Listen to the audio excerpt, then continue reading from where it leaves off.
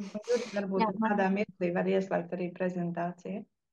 Ah, Nu, mani sauc Dāna, man ir 20 gadi, un es kopš es sev atceros no pusauģu gadiem, man vienmēr ir uzskatījuši par tādu ļoti alerģisku bērnu, jo man vienmēr ir bijušas chroniskas iesnas, gan vasarā, gan ziemā, gan pavasarī, gan rudenī. Vasarā man teica, ka tas ir no Jāņu zālēm, ziemā tas augstējies, pavasarī tas ir no ievām un visiem citiem.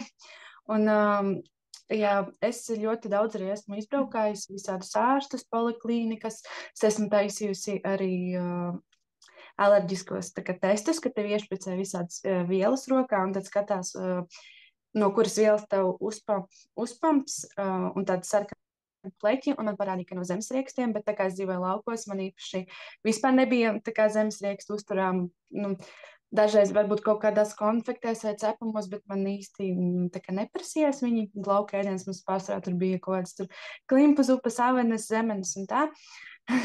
Un, jā, dzīvē sagadījās tā, ka es pārvācos dzīvot uz pilsētu, un man šīs te alerģiskās izpausmes palika dažādākas, vairākas, un man bija jāsadzīvo ne tikai ar to, ka man vienmēr bija jābūt salvetēm līdzi somā, jo man vienmēr bija, jo es nezināju, kurā brīdī man pēkšņi tā kā parasti tā kā tās iesnas ļoti.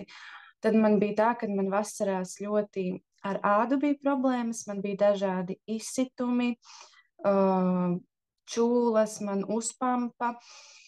Un es arī lietoju visādas smēres, visu kaut ko mēģināju. Nu, man tās smēres bija tā, ka man palīdzēja noņemt tikai to karstumu sajūtu, tā kā, bet tiklīdz tā iedarbība tā kā iziet ārā, man atkal bija nērti. Un bija ļoti bieži vasarās tā, ka man gribējās peldēties, un es nevarēju aiziet peldēties, jo man bija tā kā ļoti problemātiski ar ādu. Un dažreiz, kad es aizgāju, tad man pēc tam bija vēl trakāk, man tās čūlas vēl ilgāk palika, un, nu jā, tā es sadzīvoju. Arī man bija tādi brīži, kad es uz skolu negāju, kad man bija ļoti, ļoti traki, kad, nu, vispār bija ar čūlām visas, nu, tā kā visas kājas, rokas. Tad es arī, jā, sēdēju mājās, vienkārši negāju ārā.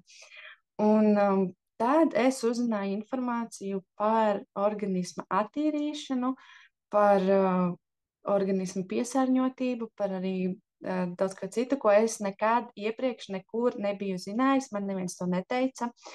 Un tajās bildēs var redzēt tieši attīrīšanās laikā. Tā arī bija vasara.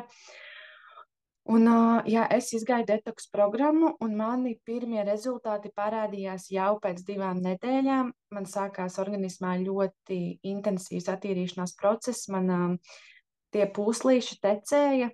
Es tā kā kaut ko paspēju nofotografēt jau beigās, lai tā kā salīdzinātu. Tāpēc ļoti labi, ka jums arī to kladi ieteica taisīt. Bet man ir bijis vēl trakāk nekā tajās bildēs.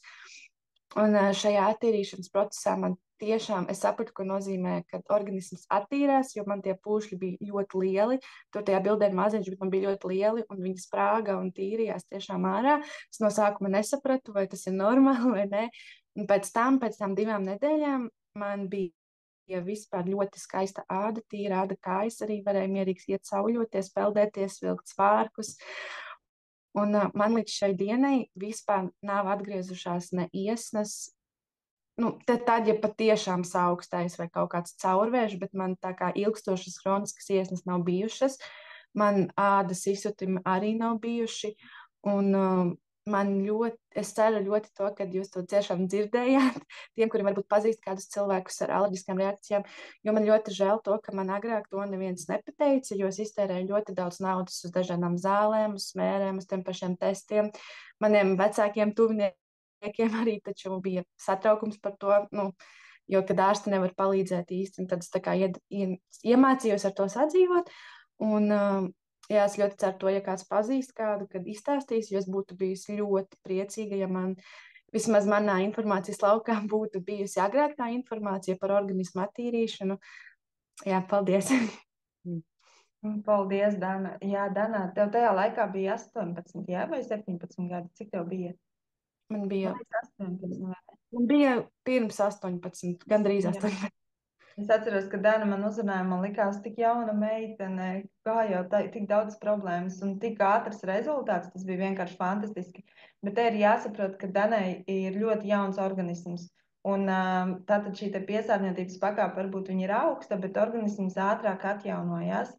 Ja mēs gaidām jau ilgāk, tad šis te organisms, protams, viņš arī lēnāk atjaunosies, jo, ja mēs pieņemsim, mums jau 40 gadi un nekad nekas tāds nav veikts, mēs neesam rūpējušies par savu organismu, tad, protams, tie attīrīšanās procesi var būt vai nu grūtāki, vai nu ilgāki. Tā kā, ja, tas vienkārši Dana mums ir tāda super jauna un ar labu rezultātu. Tā,